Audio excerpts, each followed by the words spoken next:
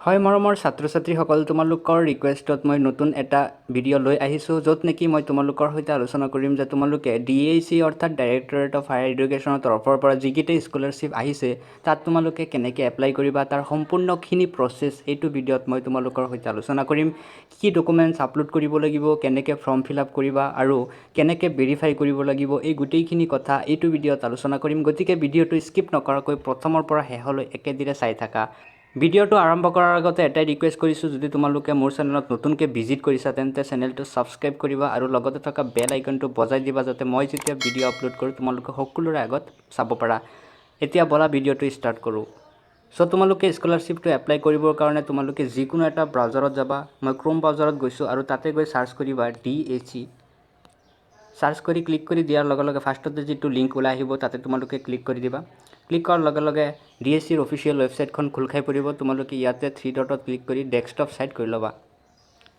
তাৰ পিছত তোমালোকে অলপ তলফালে যাবা তলফালে যোৱাৰ পিছত তোমালোকৰ সন্মুখত দেখা পাবা যে ইয়াত স্কলাৰশ্বিপ বুলি আহি গৈছে সো স্কলাৰশ্বিপত ক্লিক কৰি দিবা ক্লিক কৰাৰ লগে লগে তোমালোকে দেখা পাইছা ইয়াতে আহি গৈছে যে কম্বাইন্ড মেৰিট স্কলাৰশ্বিপ সো তোমালোকে ইয়াতে দেখা পাইছা এপ্লাই অনলাইন বুলি আহি গৈছে সো তোমালোকে ইয়াতে সিম্পলি ক্লিক কৰি দিবা ইয়াতে ওকে কৰি দিবা ওকে কৰাৰ লগে লগে তোমালোকৰ সন্মুখত এনেকুৱা এটা পেজ আহি যাব সো তোমালোকে তলফালে অলপ স্ক্ৰল ডাউন কৰিবা ইয়াতে দেখা পাইছা কম্বাইন্ড মেৰিট স্কলাৰশ্বিপ এটোৰ বিষয়ে মই তোমালোকক আগতে জনাইছো তাৰ পিছত আৰু এটা স্কলাৰশ্বিপ হৈছে PG ৰিসাৰ্চ স্কলাৰশ্বিপ তাৰ তলতে আছে girls student belonging to minority community scholarship so তিনিটা স্কলাৰশ্বিপ আহিছে সো তোমালোকে এই তিনিটা স্কলাৰশ্বিপত কেনেকৈ এপ্লাই কৰিবা তাৰ সম্পূৰ্ণখিনি প্ৰচেছ এইটো ভিডিঅ'ত জনাম কি ডকুমেণ্টছ লাগিব তাৰ বিষয়ে জনাম গতিকে ভিডিঅ'টো স্কিপ নকৰিবা স্কিপ কৰিলে হয়তো বহুত ইম্পৰ্টেন্ট কথা মাজতে থাকি যাব পিছত তোমালোকে এপ্লাই কৰিব নোৱাৰিবা সো স্কলাৰশ্বিপটো এপ্লাই কৰিবৰ কাৰণে তোমালোকে ফাৰ্ষ্ট অফ অল ৰেজিষ্ট্ৰেচন কৰিব লাগিব তাৰ পিছত তোমালোকে লগইন কৰিব লাগিব ইয়াতে ৰেজিষ্ট্ৰেচন বটনত ক্লিক কৰি দিবা ক্লিক কৰাৰ লগে লগে প্ৰথমতে আহি গৈছে ইউজাৰ আইডি অৰ্থাৎ ইয়াতে এটা ইমেইল এড্ৰেছ দিব লাগিব মনত ৰাখিবা যে ইমেইল এড্ৰেছটো তোমালোকৰ মোবাইলত লগইন থাকিব লাগিব কাৰণ ইমেইল এড্ৰেছত পাছৱৰ্ড গুছি যাব তাৰ পিছত সেই পাছৱৰ্ড দি লগইন কৰিব লাগিব গতিকে তোমালোকে এনেকুৱা এটা ইমেইল এড্ৰেছ দিবা যেটো নেকি তোমালোকে বৰ্তমান চলাই আছা ইমেইল এড্ৰেছ দিয়াৰ পিছত ফাৰ্ষ্ট নেম দি দিবা তাৰ পিছত মিডল নেম দিবা তাৰ পিছত ইয়াতে লাষ্ট নেম দি দিবা যদি তোমালোকৰ মিডল নেম নাই তেন্তে তোমালোকে ফাৰ্ষ্ট নেম আৰু লাষ্ট নেম দিলেও হৈ যাব তাৰ পিছত জেন্ডাৰটো সিলেক্ট কৰি লবা মেল ফিমেল তাৰ পিছত ডেট অফ বাৰ্থটো ইয়াৰ পৰা এন্টাৰ কৰি লবা তাৰ পিছত ইয়াৰ পৰা কমিউনিটিটো সিলেক্ট কৰি লবা এটা মোবাইল নাম্বাৰ দি দিবা তাৰ পিছত ইয়াতে এটা ক্যাপচা কোড আহিব সেই ক্যাপচা কোডটো যেনেকৈ আহে তেনেকৈ তোমালোকে দি দিবা ক্যাপচা কোডটো দিয়াৰ পিছত ইয়াতে ৰেজিষ্টাৰ নাওত ক্লিক কৰি দিবা ইয়াতে তোমালোকে দেখা পাইছা ৰেজিষ্ট্ৰেচন সাকসেসফুল দেখাইছে সো ইয়াতে কৈছে যে please check your spam folder through if mail not receive in inbox অৰ্থাৎ ইয়াত কোৱা হৈছে যে তোমালোকৰ যেটো ইমেইল এড্ৰেছ দিছিলা তাতে তোমালোকে যাব লাগিব আৰু তাতে তোমালোকৰ লগইন পাছৱৰ্ড দি দিছে সো তাৰ পৰা তোমালোকে প্ৰথমতে লিংকটো ভেৰিফাই কৰিব লাগিব তাৰ পিছত তোমালোকে লগইন কৰিব লাগিব সো মই দেখুৱাই দি আছো যে কেনেকৈ তোমালোকে লগইন কৰিবা সো প্ৰথমতে তোমালোকে জিমেইলত যাবা জিমেইলত যোৱাৰ পিছত তোমালোকৰ সন্মুখত দেখা পাবা যে এটা মেছেজ আহি যাব ইয়াতে দেখা পাইছা যে DHEৰ তৰফৰ পৰা এটা মেছেজ আহি গৈছে এটা মেইল আহি গৈছে তাৰ পিছত তোমালোকে ইয়াতে কৈছে kindly click in the following link to active your login ইয়াতে তোমালোকে ক্লিক কৰি দিবা ক্লিক কৰাৰ লগে লগে ইয়াতে দেখাইছে যে এক্টিভেশ্যন সাকসেসফুল তাৰ পিছত তোমালোকে বেক হৈ যাবা আৰু ইয়াতে দেখা পাইছা লগইন আৰু পাছৱৰ্ড লগইন আইডি আৰু পাছৱৰ্ড ইয়াৰ পৰা তোমালোকে কপি কৰি তাৰ পিছত তাতে নি বহাই দিবা তোমালোকে তলফালে যাবা তলফালে যোৱাৰ পিছত তোমালোকে এতিয়া লগইন কৰিব লাগিব যেহেতু অলৰেডি আমি ৰেজিষ্ট্ৰেচন কৰিলো সো ইয়াতে ইউজাৰ আইডিটো তোমালোকৰ ইমেইল এড্ৰেছ হ'ব আৰু পাছৱৰ্ডটো তোমালোকৰ ইমেইল এড্ৰেছত পঠাই দিয়া হয় সো তাৰ পৰা তোমালোকে সিম্পলি চাই ইয়াতে বহাই দিবা তাৰ পিছত ইয়াতে একটা ক্যাপচা কোড আহিছে ক্যাপচা কোডটো যেনেকৈ আছে তেনেকৈ তোমালোকে দি দিবা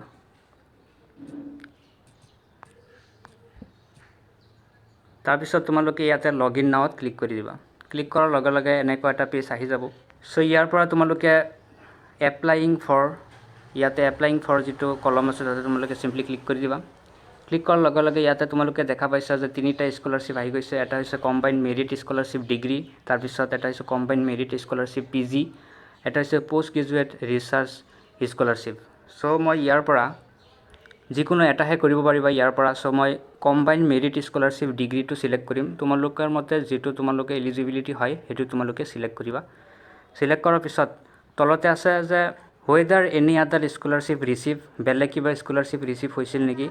যদি হৈছিল তেন্তে ইয়েছ দিবা, যদি হোৱা নাই তেন্তে ন' দিবা। যিহেতু মোৰ হৈছিলে চ' মই ইয়েছ দিম। আৰু যদি ইয়েছ দিয়া তেন্তে কিহৰ স্কলাৰশ্বিপ তোমালোকে আগতে পাইছিলা। চ' মই মাইনৰিটি স্কলাৰশ্বিপ পাইছিলোঁ। চ' মই ইয়াৰ পৰা মাইনৰিটি স্কলাৰশ্বিপ বুলি লিখি দিম। তাৰপিছত ইয়াতে কনফাৰ্ম বটনত অ'কে কৰি দিম। অ'কে কৰাৰ পিছত ইয়াতে তোমালোকে দেখা পাইছা যে আহি গৈছে। তাৰপিছত নেক্সট বটনত ক্লিক কৰি দিবা। ক্লিক কৰাৰ লগে লগে ইয়াতে আকৌ আহি গৈছে নেম অফ কেণ্ডিডেট, কেণ্ডিডেটৰ নেম দিব লাগিব। চ' মই ইয়াৰ পৰা দি আছোঁ। তোমালোকে নিজৰ নাম ইয়াৰ পৰা দি দিবা। মিডল নেম যদি আছে দি দিবা আৰু লাষ্ট নেমটো দি দিবা। ফাদাৰ নেমটো দি দিবা, মাদাৰ নেমটো দি দিবা। স্পাউচ নেম যদি আছে দিবা, নহ'লে নিদিলেও হ'ব। জেণ্ডাৰটো চিলেক্ট হৈ থাকিব, কমিউনিটিটো চিলেক্ট কৰি ল'বা তোমালোকে। ডেট অফ বাৰ্থটো চিলেক্ট কৰি ল'বা। ইয়াৰ পৰা কাষ্টটো চিলেক্ট কৰি ল'বা, জেনেৰেল, OBC, ST, SC যি হয় চিলেক্ট কৰি ল'বা। তাৰপিছত যদি কিবা ফিজিকেল হেণ্ডিকেপ আছে তেন্তে ইয়াতে তোমালোকে দি দিবা, আৰু যদি নাই তেন্তে ন' দি দিবা। তাৰপিছত ছেভ বটনত ক্লিক কৰি দিবা। ক্লিক কৰাৰ লগে লগে ইয়াতে তোমালোকৰ ডিটেইলছখিনি আহি গৈছে। তাৰপিছত তোমালোকে ইয়াতে যদি এডিট কৰিব বিচাৰা তেন্তে ইয়াতে এডিট কৰিব পাৰা, আৰু যদি গোটেইখিনি ডিটেইলছ ঠিক আছে তেন্তে নেক্সট বটনত ক্লিক কৰি দিবা। ক্লিক কৰাৰ লগে লগে আহি গৈছে are you a permanent resident of the state of Assam. যদি পাৰ্মানেণ্ট ৰেচিডেণ্ট হোৱা তেন্তে ইয়েছ দিবা। তাৰপিছত ইয়াতে ষ্টেটটো আহি গৈছে, ডিষ্ট্ৰিক্টটো চিলেক্ট কৰি ল'বা। তাৰপিছত টাউন, চিটি, ভিলেজ, তোমালোকৰ ভিলেজৰ নামটো ইয়াতে দি দিবা। পোষ্ট অফিচটো দি দিবা, পুলিচ ষ্টেচনটো দি দিবা, লোকেলিটি, ষ্টেট, লেণ্ডছ, এইটো তোমালোকৰ ভিলেজ নেমটো দি দিবা। তাৰপিছত পিনক'ডটো দি দিবা, তোমালোকৰ পিনক'ডটো দি দিবা। তাৰপিছত যদি প্ৰেজেণ্ট এড্ৰেছ আৰু পাৰ্মানেণ্ট এড্ৰেছ ছেম হয় তেন্তে তোমালোকে ইয়াতে টিক মাৰ্ক দি দিবা। টিক মাৰ্ক দিয়াৰ পিছত তলতে তোমালোকে দেখা পাইছা ইয়াতে ছেভ আছে, ছেভ বটনত তোমালোকে চিম্পলি ছেভ কৰি দিবা। ছেভ কৰাৰ লগে লগে তোমালোকৰ সন্মুখত এনেকুৱা এটা পেজ আহি যাব। যদি এই ডিটেইলছখিনি চব ঠিক আছে তেন্তে তোমালোকে নেক্সট বটনত ক্লিক কৰিবা, আৰু যদি কিবা মিষ্টেক হৈ গৈছে তেন্তে তোমালোকে এডিট বটনত ক্লিক কৰি এই পেজখন আকৌ এডিট কৰিব পাৰিবা। চ' মই নেক্সট বটনত ক্লিক কৰি দিছোঁ। ইয়াত আছে নেম অফ ইনষ্টিটিউশ্যন, অৰ্থাৎ তোমালোকে যিখন কলেজত বৰ্তমান এডমিশ্যন লৈছা তাৰ নাম ইয়াতে দিব লাগিব। তাৰপিছত আছে এড্ৰেছ অফ ইনষ্টিটিউশ্যন, এড্ৰেছ অৰ্থাৎ তোমালোকে যিখন কলেজৰ নাম দিছা তাৰ এড্ৰেছ ইয়াতে দিব লাগিব পিনক'ডৰ সৈতে। চ' মই ইয়াতে কলেজখনৰ এড্ৰেছটো দি আছোঁ, লগতে পিনক'ড দিব লাগিব।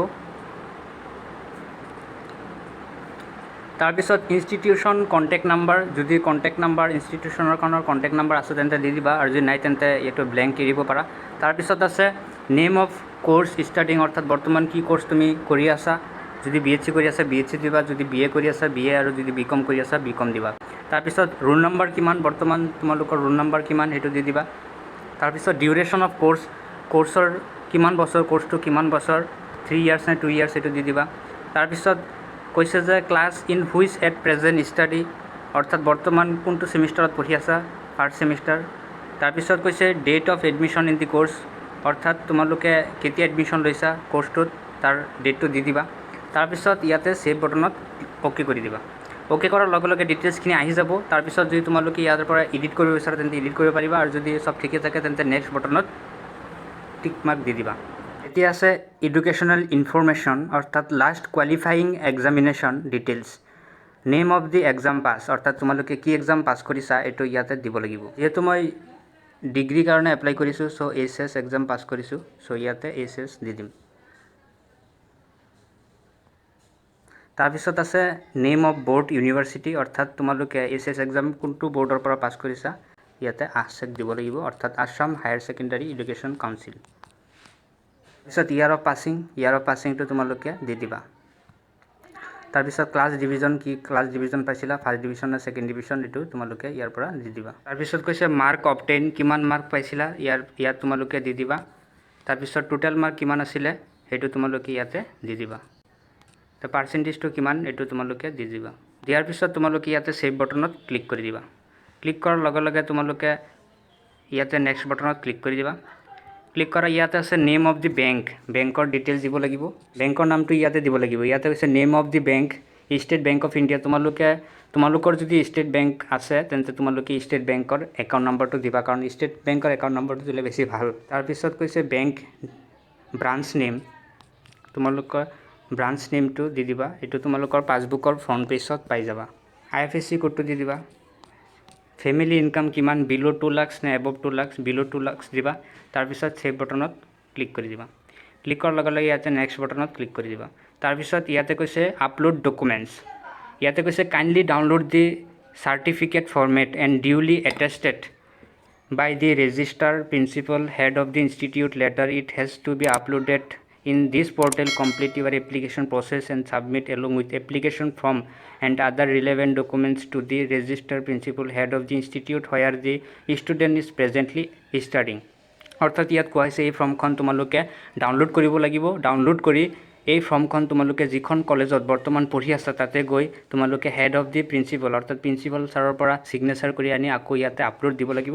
সো তোমালোকে ইয়াতে সিম্পলি ডাউনলোড বাটনত ক্লিক কৰি দিবা। ক্লিক কৰাৰ লগে লগে তোমালোকৰ সন্মুখত এনেকুৱা এটা ফৰ্ম আহি যাব। এই ফৰ্মখন তোমালোকে প্ৰিণ্ট আউট কৰি উলিয়াই ল'বা আৰু ফিল আপ কৰি তোমালোকৰ যিখন কলেজত বৰ্তমান এডমিশ্যন লৈছা তাতে তোমালোকে গৈ তাৰ কৰি আনি ইয়াতে আকৌ আপলোড কৰিব লাগিব।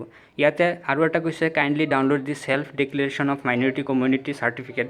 সেম তেনেকৈ এই ফৰ্মখনো তোমালোকে ডাউনলোড কৰি ল'বা। ইয়াৰ পৰা ডাউনলোড কৰি প্ৰিণ্ট আউট কৰি উলিয়াই লৈ তাৰপিছত তোমালোকে এই ফৰ্মখন আৰু লগতে এপ্লিকেশ্যন ফৰ্মখন একেলগে কলেজত ছাবমিট কৰিব লাগিব।